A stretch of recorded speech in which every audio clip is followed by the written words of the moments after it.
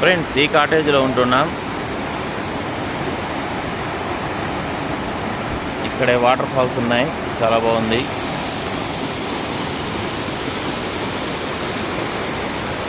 ఈరోజు చెక్అవుట్ చేసేసి మనాలి నుంచి లదాఖ్కి స్టార్ట్ అవుతున్నాం. ఇదిగోండి వెహికల్ వచ్చింది.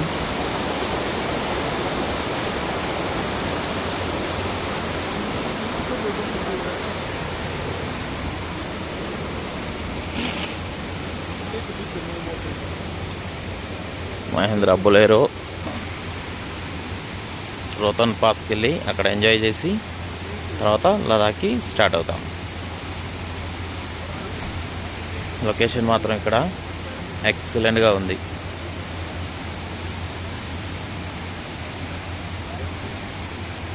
కాటేజ్ పేరు అంతరిక్ష్ కాటేజ్.